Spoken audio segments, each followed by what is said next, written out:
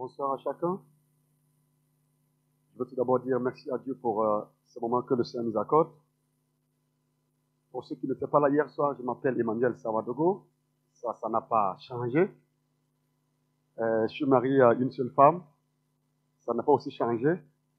Et nous avons 2 enfants ensemble par la grâce de Dieu. Alors ce soir, c'est un plaisir pour moi de pouvoir partager la parole de Dieu avec vous.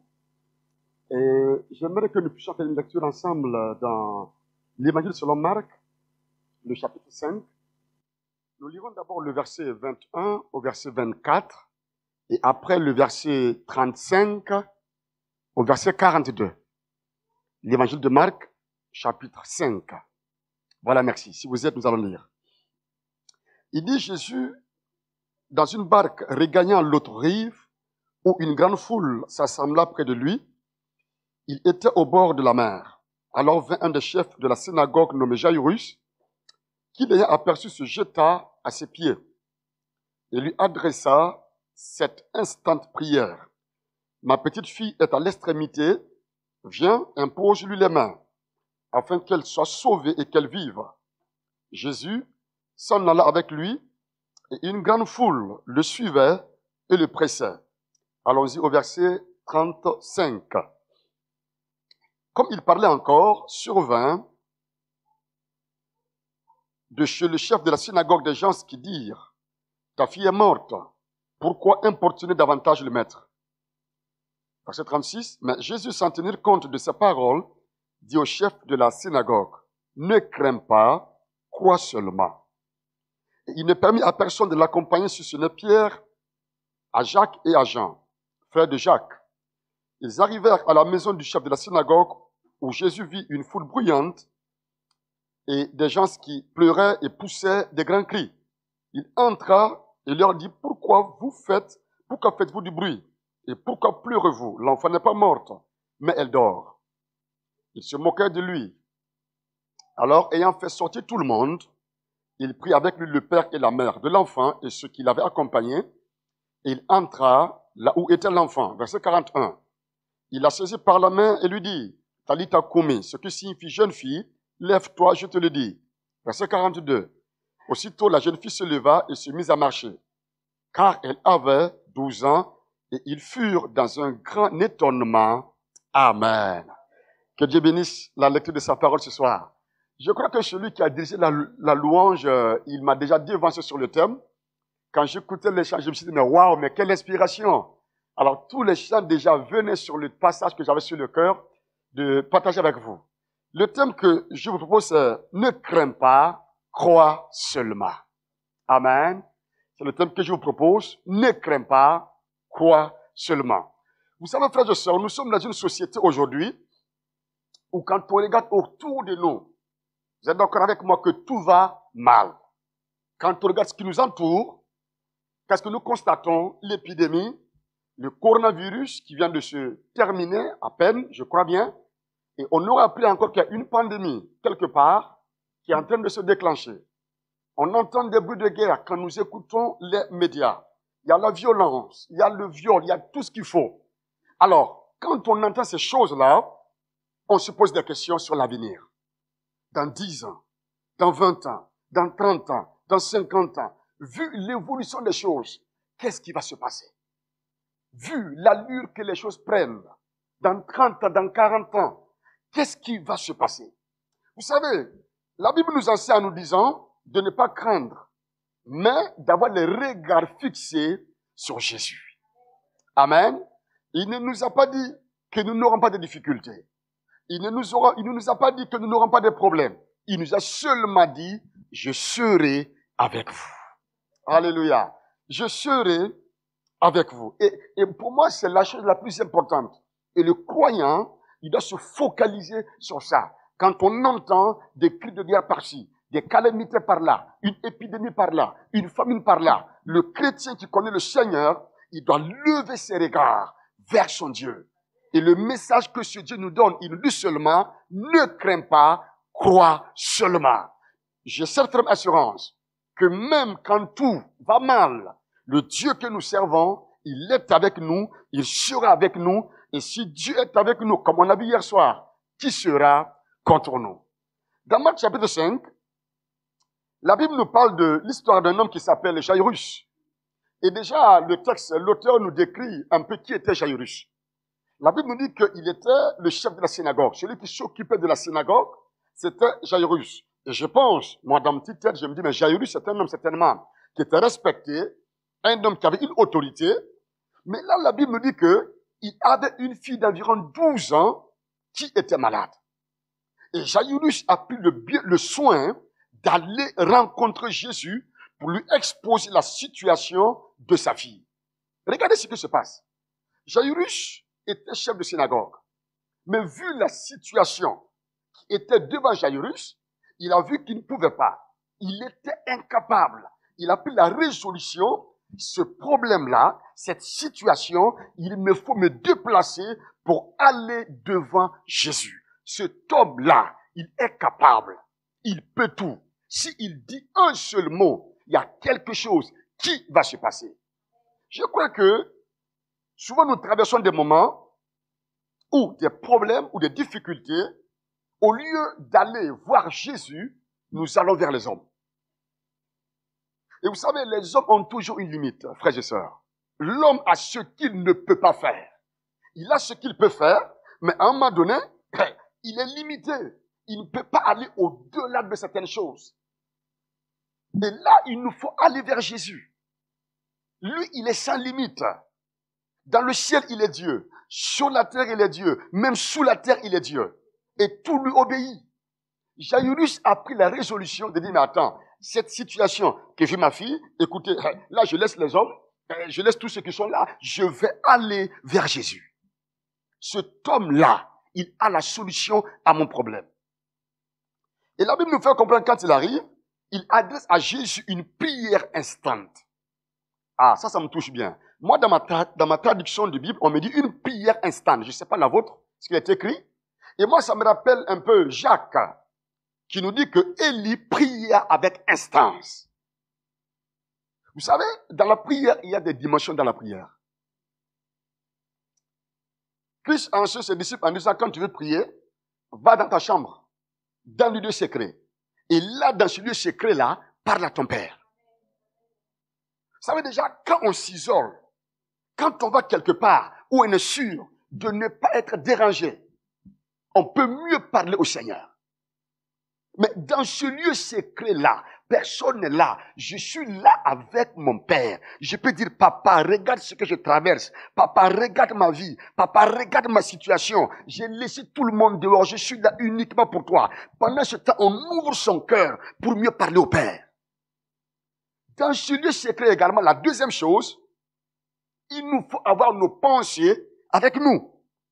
Vous savez, on peut être dans ce lieu secret, voulant parler à Dieu, mais avoir des pensées qui divaguent. Et là, c'est compliqué. Je ne sais pas vous, mais moi, il m'arrive souvent de m'asseoir pour prier quelque part, dans ma chambre, et je me rends compte que je suis en train de penser à quelque chose d'autre. Et souvent, c'est quand on veut prier, quand déjà on prend cette décision d'aller prier, on va quelque part où il n'y a personne, la deuxième lutte, c'est les pensées. Quand on arrive également à les avoir avec nous, la troisième chose, il nous faut prier avec foi. La Bible dit qu'il adressa, alléluia, il adressa une prière instantanée. Il dit, viens s'il te plaît, viens chez moi et guéris ma fille. C'est un père d'amour. Il alla avec Jairus. Et sur ce chemin, une autre personne atteinte d'une perte de sang, une femme, qui ne pouvait pas avoir accès à ce Jésus-là. La Bible dit quoi? Elle s'est juste approchée, elle a touché le pan de sa robe et elle a reçu sa guérison. Et l'histoire se poursuit. Pendant que Jésus s'arrête pour parler à la foule, pour dire, mais qui m'a touché? La femme tremblante vient devant Jésus pour se présenter, pour expliquer la situation. Pendant que Christ est en train de parler à la femme pour dire, écoute, femme, ta foi t'a sauvée. Qu'est-ce qui se passe? On vient de dire à Jairus, ah, le temps que Jésus a pris avec cette femme-là, Jairus, écoute très bien, ta petite fille que tu aimais très bien, elle n'est plus de ce monde, elle est morte. Ah, là, il y a quelque chose qui commence à se passer. La nouvelle arrive. Ta fille, elle est morte. Et l'espoir de Jairus s'effondre totalement. Tout son espoir. Tout son espoir. Jairus s'attendait que Christ arrive pour guérir sa fille. Mais là, c'est fini. Et qu'est-ce qui se passe? La Bible nous dit au verset 45, Jésus, sans tenir compte de ses paroles. Alléluia. Sans tenir compte des paroles qu'on vient de dire à Jairus. Jésus n'a pas tenu compte de ça. Non, non, non. Il dit seulement à Jairus, je te le dis Jairus, ne crains pas, crois seulement. Je crois qu'il y a des paroles que nous ne devons pas tenir compte. Oui. Vous savez, il y a de ces paroles-là, quand tu l'entends, comme disait Laura, il y a des paroles quand tu l'entends, cette nuit-là, tu ne peux pas dormir. Tu ne sais pas où tu es. Il y a à manger, mais tu n'as pas envie. Il y a de l'eau à boire, mais tu n'as pas soif. Tu es tourmenté au fond de ton âme. On vient de dire à Jairus, c'est fini, c'est fini, c'est fini. Il y a de ces paroles que nous ne devons pas tenir compte. Vous savez, je me rappelle très bien, il y a 12 ans de cela, avec mon épouse, on a été pour prier pour un homme qui était malade. Et là, j'aurais appris avant de partir que le médecin lui avait donné 2 semaines. Parce que vu l'avancée de la maladie, c'était critique. Et quand je suis allé, voulant l'encourager et prier avec lui, il m'a laissé parler d'abord. Je lui ai dit, écoute, Pierre, prends courage, écoute, ne baisse pas les bras, écoute, tout est possible. Il m'a laissé parler. J'ai pris le temps pour m'exprimer.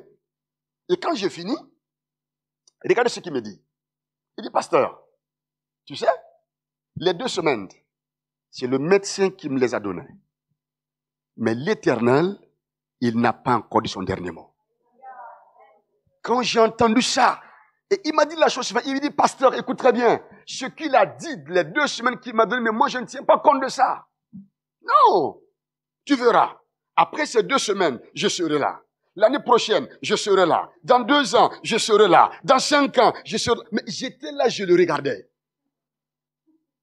Vous savez une chose, entre la foi et la folie, il y a juste le L qui fait la différence. C'est pas loin. Et souvent, à un moment donné, quand on manifeste la foi, on a l'impression que ce dernier, il est fou. Il vit dans la folie. Quand je le regardais ce jour-là, mais j'étais étonné, émerveillé de voir le niveau de foi que cet homme manifestait malgré sa maladie. Vous savez, le Seigneur a gardé cet homme encore pendant 12 ans. Pendant 12 ans. Jusqu'à ce qu'il dise à ses enfants, je crois que je suis rassasié de jour. Et j'irai vers la patrie céleste. Frères et sœurs, il y a des paroles auxquelles nous ne devons pas tenir compte. Même Jésus devant la tombe de Lazare, on voit dans Jean 11, 39, qu'est-ce qui se passe? On a attendu Jésus, il n'est pas arrivé, Lazare il est mort, on l'a enterré, et Jésus il arrive, il vient maintenant. Ça fait des jours que Lazare est là. Et Jésus lui a dit la chose suivante, il dit ôtez la pierre. C'est pas fini. Marthe, la sœur de Lazare, dit quoi? Mais Jésus, il sent déjà.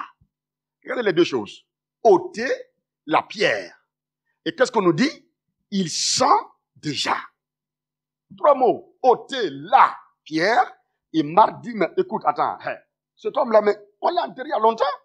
Il sent déjà. C'est ça la réalité. La réalité, c'est que si on ôte la pierre, c'est une odeur que nous ne voulons pas sentir qui va sortir. Vous savez, la réalité est là, mais ce que j'aimerais dire, c'est que la réalité n'est pas la vérité. La réalité est là, oui, mais la réalité n'est pas la vérité. C'est ce que mon Dieu dit qui est la vérité. Quelle que soit la situation, oui, je vois que c'est difficile, c'est compliqué, mais il m'a dit, ne crains pas. Je me rappelle très bien quand j'avais à peu près 11-12 ans, avec ma grande sœur, on a traversé des situations difficiles. Mon père était à l'institut pastoral, beaucoup peuvent le témoigner, surtout les sœurs et frères africains qui sont là, où avoir à manger, c'était très difficile pour nous à la maison. Et un jour, on a fait au moins 48 heures, il n'y avait rien à manger. Rien absolument rien. Et avec ma grande sœur, elle me dit, mais Emmanuel, viens, on va prier. Et regardez ce qu'elle me dit. Elle dit, avant que le miracle n'arrive, parce qu'on croyait vraiment, hein, ça je vous l'avoue. Elle va à la cuisine, elle prend la casserole, ben, moi j'amène quelques 2-3 bois, on met le feu, on pose la casserole, et ma sœur, elle met l'eau dans la casserole. Alléluia. Puis, on était là. Il y a quelque chose, en tout cas, qui va se passer. Mais moi, hein, écoutez, en ramassant le bois, je disais à ma grande sœur, mais d'ici les minutes qui suivent, oh, moi, je sais que je vais très bien manger. On ne savait pas d'où est-ce que cette nourriture allait venir, qui va l'amener, comment ça va se passer, mais j'avais la ferme assurance que quelque chose allait se passer. Vous savez, quand l'eau a commencé à bouillir dans la casserole,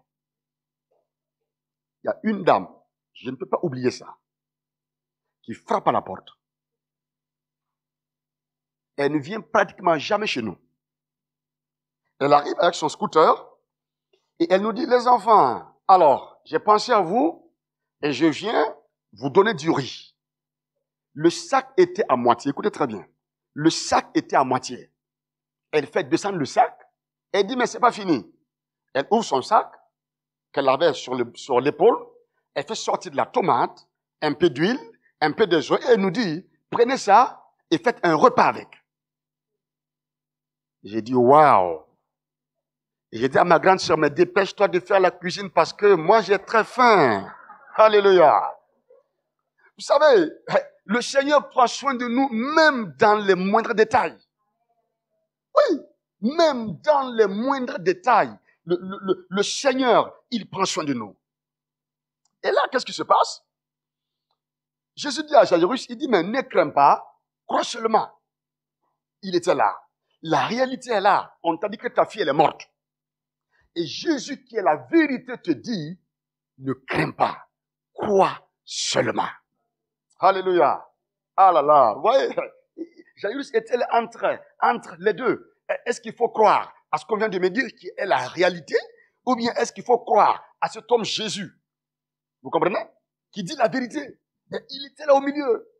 Et là, Jésus, il arrive dans la maison où est l'enfant mort, ce Jairus. Ce qui est impressionnant, la Bible nous dit qu'il fait sortir tous ceux qui étaient là. Amen. Il fait sortir tous ceux qui étaient là. Il laisse juste que le père et la mère de l'enfant, avec Pierre et Jacques avec lui. Je crois que, ça c'est ma pensée, il y a des choses, si nous voulons les obtenir dans notre marche avec le Seigneur, il y a des relations que nous devons rompre. Il y a des personnes, excusez-moi, que nous devons mettre dehors pour avoir plus de temps avec le Seigneur. Il y a souvent des relations qui nous éloignent de la présence de Dieu, que nous devons briser. Christ, il arrive, il trouve des gens qui étaient là avec les parents de l'enfant, et qu'est-ce que Jésus fait? Il les met dehors. Il y a quelque chose qui doit se passer ici. Mais vous, il faut que vous quittez la chambre. Vous savez, le Seigneur est tellement merveilleux et puissant dans ses œuvres que, quand nous lui consacrons du temps, il agit puissamment. Et il y a des choses qui peuvent s'opérer dans la marche chrétienne si et seulement si nous arrêtons certaines relations. Nous arrêtons certains comportements pour permettre à Dieu de prendre toute la place dans notre vie. Et là, qu'est-ce qui se passe? Jésus, il ordonne à cette jeune fille qui était là. D'ailleurs, il a dit qu'elle n'est pas morte, mais elle dormait. Il dit, Talita Koumi, ce qui signifie que jeune fille, lève-toi. Les gens étaient là, ils pleuraient, mais ils n'avaient pas autorité. Mais celui qui a autorité, il arrive, c'est Jésus. Il dit, je t'ordonne, lève-toi. L'Écriture nous fait comprendre que, sur le champ, la jeune fille qui était morte, elle a repris vie, elle s'est levée. Ça, j'imagine la joie de cet homme Jairus. Il a cru en Jésus, à la vérité. Il n'a pas regardé à la réalité. Vous savez, la foi, à une certaine dimension, ceux qui nous entourent peuvent penser qu'on a perdu la raison. Mais, si cette foi, elle est posée sur le Seigneur, de tout notre cœur, il glorifie son nom toujours. J'essaie de voir un peu dans la Bible le terme « ne crains pas »,« ne crains point »,« pas de crainte ». Je crois avoir vu approximativement, selon certaines traductions, 365 fois ou 366 fois. Je ne sais pas si quelqu'un a déjà fait cette expérience-là. Et moi, je crois que chaque jour, Dieu veut nous dire « ne crains pas ». Alléluia. L'année qui a au moins 365 ou 366 jours, il veut nous dire chaque jour « mon enfant, ne crains pas ». Même si nous entendons des bruits de guerre par-ci, la famine par-là, l'épidémie ici, si nous entendons des choses horribles, il nous dit « ne crains pas ».